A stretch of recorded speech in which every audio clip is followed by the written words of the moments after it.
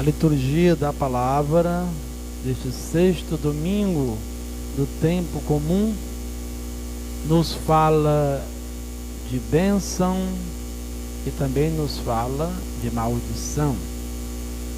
Se nós atentarmos para a profecia de Jeremias que nós escutamos, ela vai nos dizer: maldito o homem que confia no homem e faz consistir sua força na carne humana, enquanto seu coração se afasta do Senhor. Maldito o homem que confia no homem. E às vezes o homem e a mulher somos nós mesmos. Há pessoas que confiam por demais nas próprias forças, quando nós confiamos apenas em nós mesmos, no nosso trabalho, na nossa competência, na nossa capacidade de resolver os problemas, nós nos tornamos pessoas autossuficientes, pessoas vaidosas, pessoas orgulhosas. E por vezes nós também passamos a confiar demais nas outras pessoas. Há pessoas que idolatram as outras.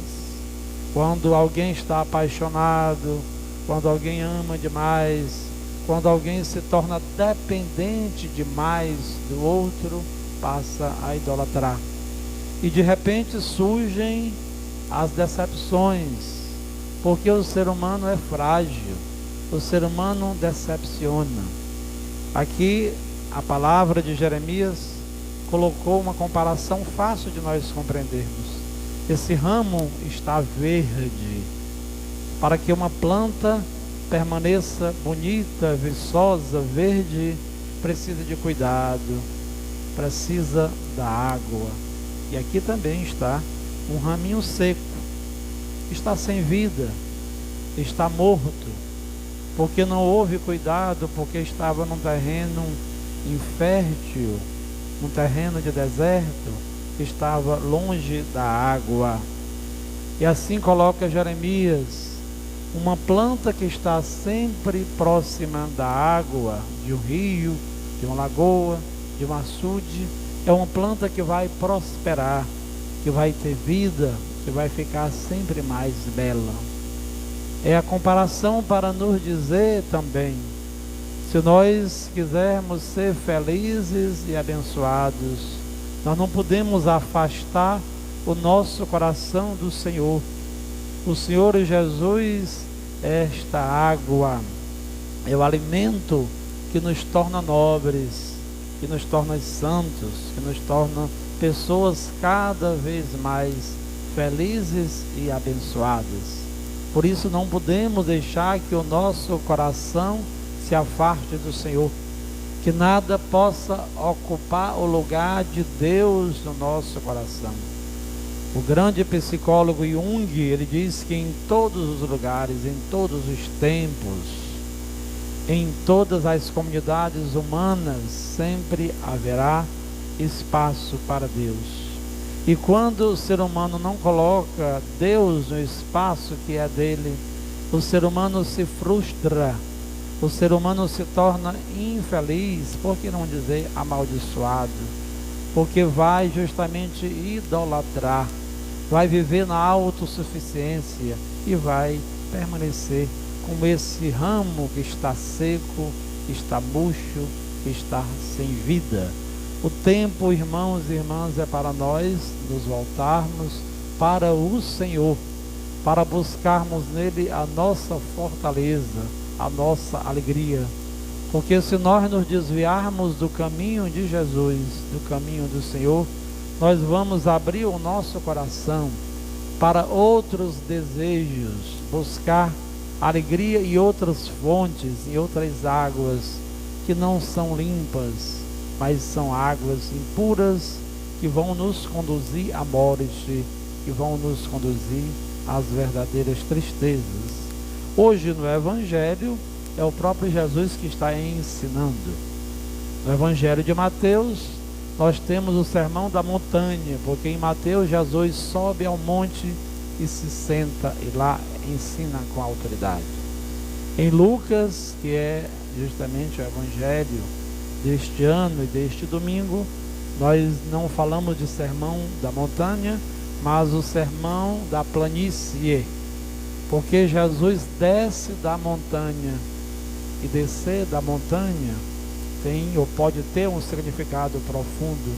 Jesus não está comunicando-se apenas nas alturas com o Pai, com a Santíssima Trindade, mas o descer de Jesus com os seus discípulos é uma descida que também simboliza o aproximar-se das realidades terrenas, aproximar-se do necessitado. E Jesus, em Lucas, quando vai proferir as bem-aventuranças, ele começa dizendo: bem-aventurados vós os pobres, bem-aventurados vós os pobres. Bem-aventurado significa aquele que é plenamente feliz. Bem-aventurado significa aquele que é abençoado, que é protegido por Deus. E assim nós vamos escutando estes ensinamentos do Senhor, os ensinamentos das bem-aventuranças, que vão mostrar esta realidade do ser humano que passa por dificuldades, por tribulações. Jesus fala destes pobres, dos que passam fome, dos que estão chorando, dos que são odiados, perseguidos, caluniados, porque dedicam a sua vida a servir o reino do Senhor, a pregar o santo evangelho. Parece até aos olhos humanos uma loucura você dizer que um pobre é feliz, que alguém que está passando fome é feliz, que alguém que está sendo caluniado é feliz, mas a lógica do reino não é a lógica do mundo. Assim como na primeira parte Jesus fala das bênçãos, na segunda parte vai falar também das maldições, com esta terminologia, esta expressão: ai de vós. Ai de vós, se lá os pobres eram os felizes e abençoados, agora os ricos não gozam mais da bênção de Deus, são amaldiçoados. Ai de vós ricos, porque já tendes vossa consolação. Ai de vós que agora tendes fartura, porque passareis fome. Ai de vós que agora rides, porque tereis luto e lágrimas. Ai de vós quando todos os elogiam. Era assim que os antepassados deles tratavam os falsos profetas. Enfim, o que o Senhor nos quer ensinar: tudo neste mundo é passageiro. O sofrimento é efêmero, o sofrimento é provisório. Quando nós temos fé, nós depositamos a confiança no Senhor, e por mais que passemos por uma dificuldade terrível, incomensurável, nós não podemos pensar que aquele sofrimento é para todos sempre. Se perdemos o papai, a mamãe, o irmão, alguém que nós amamos, estou falando de uma situação muito difícil, que é a situação da perda e do luto, nós precisamos encontrar forças em Deus para retomar a nossa caminhada. O sofrimento não é eterno em cima desta terra, como também as alegrias, a abundância, as riquezas não são para todos sempre.